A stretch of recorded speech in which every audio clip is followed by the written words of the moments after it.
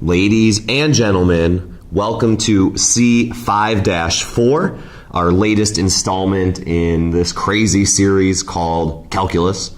And obviously a beautiful day for math because last time we talked about the fundamental theorem of calculus, part 2. Today we're going to talk about part 1. So going in, I guess, reverse order, kind of like Star Wars, I guess. The whole setup to both of them is that we need to have f, the function inside the integral, be continuous and differentiable on the interval.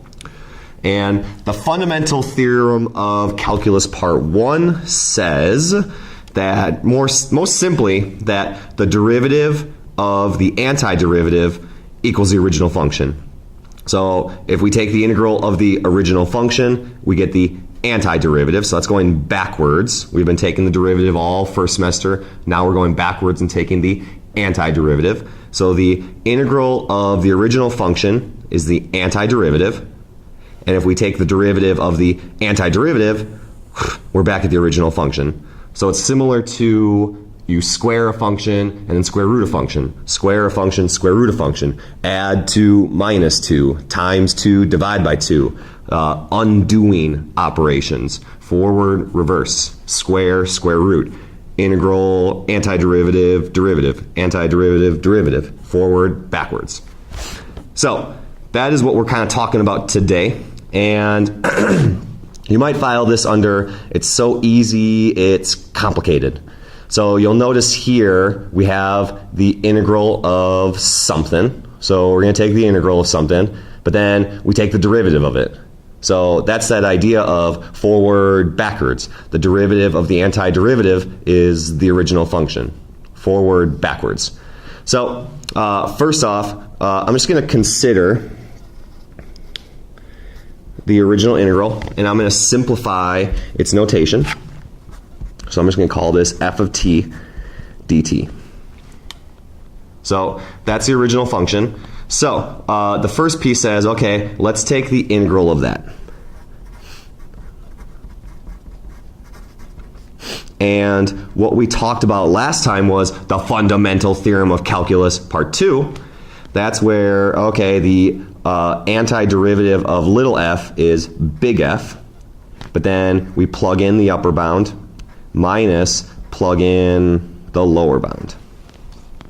So the fundamental theorem of calculus part 2. So that's what we have there.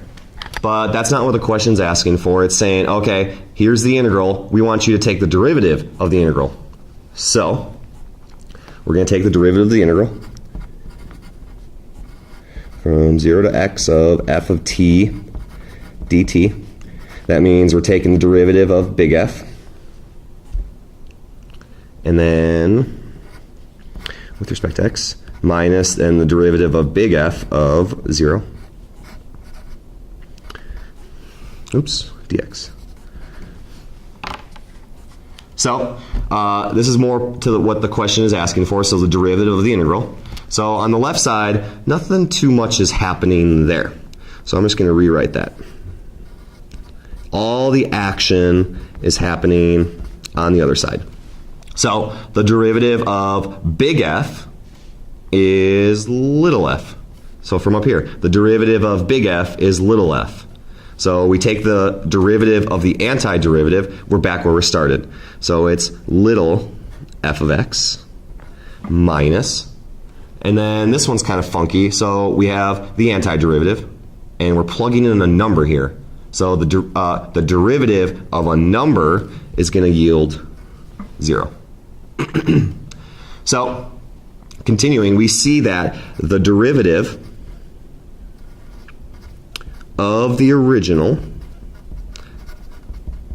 the derivative of the integral of the original is just the original function f of x. So, going back in and plugging in, oopsie, d over dx of the integral from 0 to x of, that's the whole point. The original function from the beginning of the problem is 1 over 1 plus t squared. So 1 over 1 plus t squared dt equals, so the derivative of the integral of little f is just little f again. But in this case, instead of plugging in t, we're plugging in x. So it's 1 over 1 plus x squared. So, almost so difficult, or almost so easy it's so difficult, because we take the derivative of the integral of the original function, we're left with the original function. But it turns out the key is these bounds on the integral. So we're going to futz around with these bounds to see how it affects the derivative of the integral. So kind of a dry topic here where we're just understanding the mechanics of the integral. Page 2. So number 2, you'll notice it's kind of the same idea, the derivative of the integral. But again, we're futzing around with the bounds of the integral. But first off, I'm going to consider the integral, and I'm going to simplify its notation. So we're going to be finding the integral of f of t, which in this case is cosine of t. But then notice how the bounds are different. And then we're going to take the derivative of that. So let's get some space here. So boom, number 2. So from 1 to x squared of f of t. So the integral of f of t, the antiderivative of f of t, is big F. But we plug in the upper bound, so it's big F of x squared minus, and then big F of 1. Big F of 1. Okay, well that's neat, but that's not what the question's asking. It's asking for the derivative of the integral. So let us do so.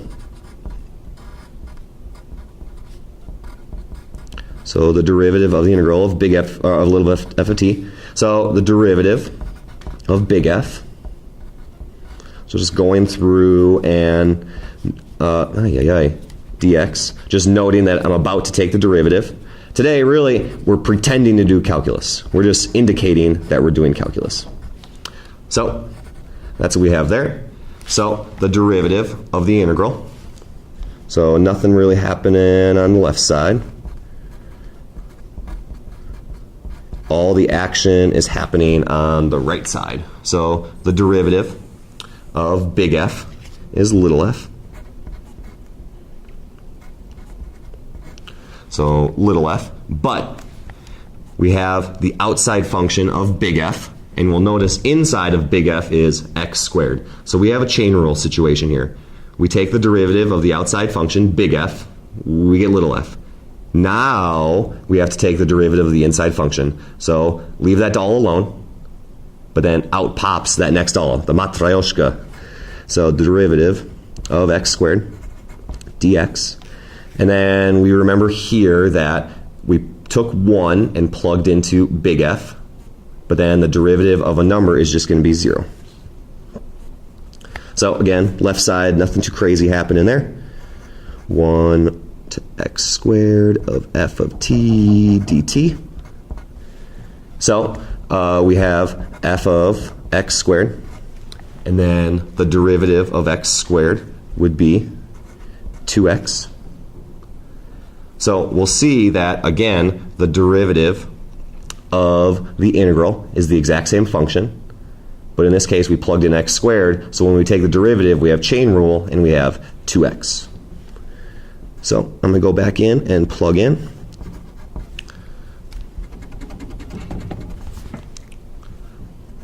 So from the original, from the start of the problem, f of t is cosine. So cosine of t dt equals, and then here we plugged in t into cosine, so now we're plugging x squared into cosine. So cosine of x squared times 2x. Boom. So we'll see, again, it's the derivative. The derivative of the integral is the exact same function and what we plugged in, but then you need to take the derivative of that inside function. So chain rule still applies. Again, just learning about the behavior of integrals in this gluon. Another one of those types of examples. So, same thing. We're going to take the derivative of the integral, but then now notice how we have variables on both ends of our bounds. But I'm going to do the same process. I'm going to consider this original function, but I'm going to call it f of t to simplify it. So let us consider that integral. So from 2x to x squared of f of t dt. So the antiderivative of little f is big F, but then I plug in x squared, and then the antiderivative of little f is big F, but I plug in 2x. So there is the integral of f of t. Again, we're pretending to do calculus, but that's not what the question's asking. It's again, what is the derivative? So the derivative of this beast. So again, we're just going to indicate that we're about to take the derivative.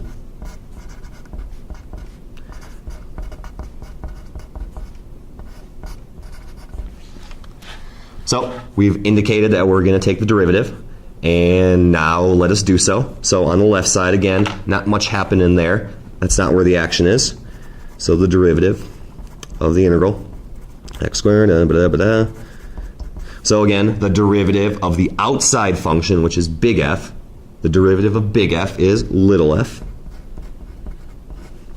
But then we took the derivative of the outside function, so crack open that doll, leave that doll alone, but then out pops the Matryoshka doll, the smaller doll, so take the derivative of x squared.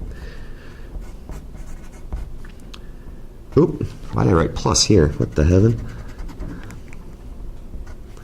So the derivative of big F is little f. Leave that doll alone. Leave the 2x alone. Out pops the derivative of that next doll.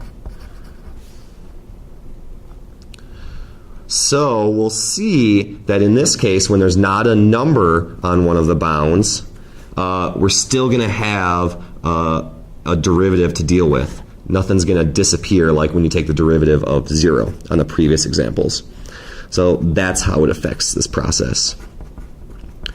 So so f of x squared, but then the derivative of x squared is 2x. So inside function pops out, minus, and then we plug in 2x, and then the derivative of 2x is 2.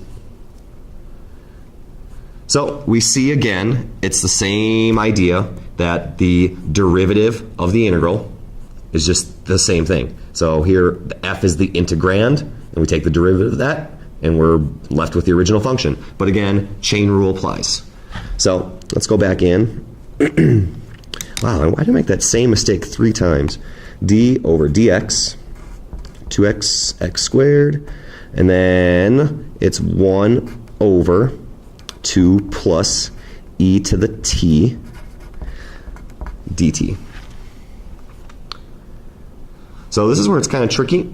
Let's move this x squared and 2x away from there.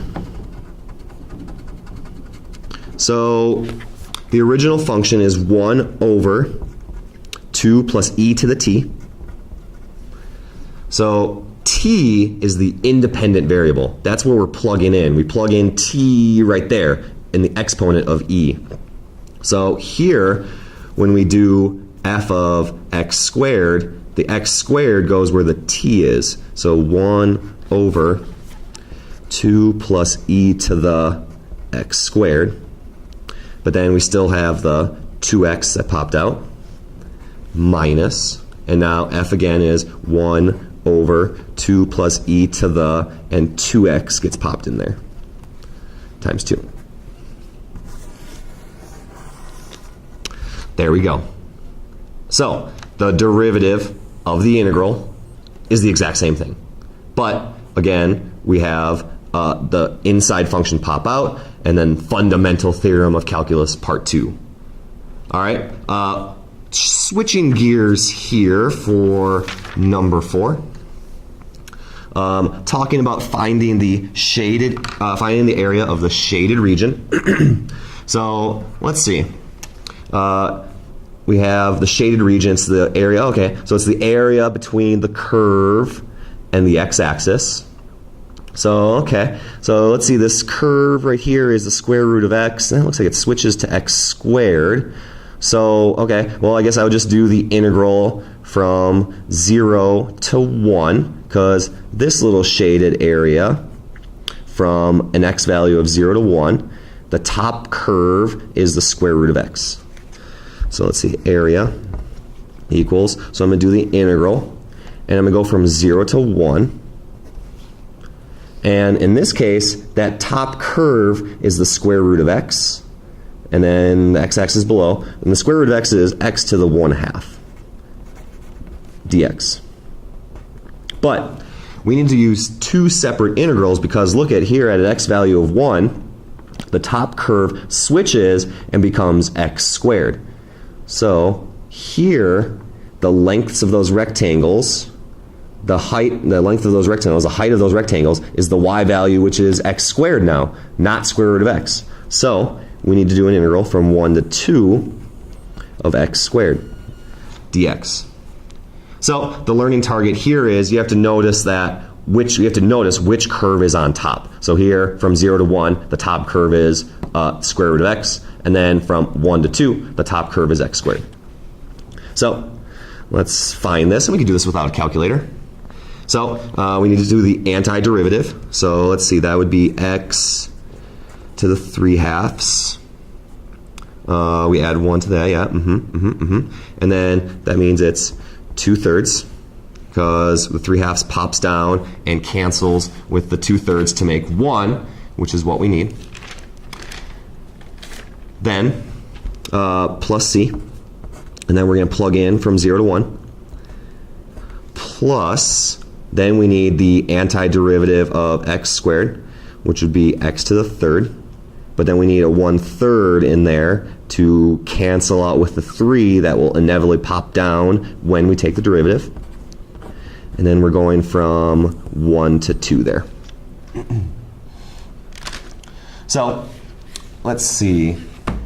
We now use the fundamental theorem of calculus, part 2, and plug in 2/3 1 to the 3/2 plus c minus Texas size bracket 2/3 0 to the 3/2 plus c, and then that's just that first integral, whole process there, and then plus, and then we're plugging in 2 into this antiderivative.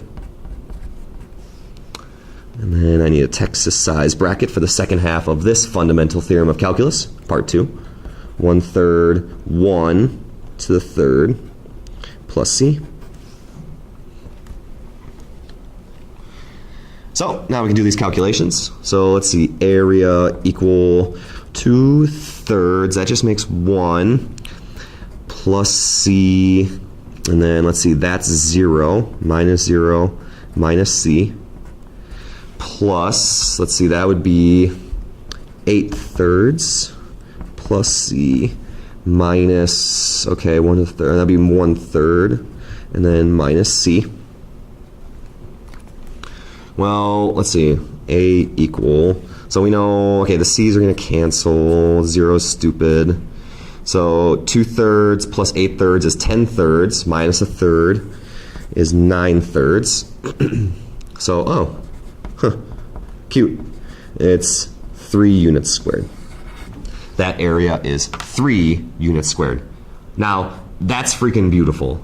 Exactly 3 units squared. This crazy region is exactly 3 units. Not 3.1, not 3.66, exactly 3. C5-4. Later.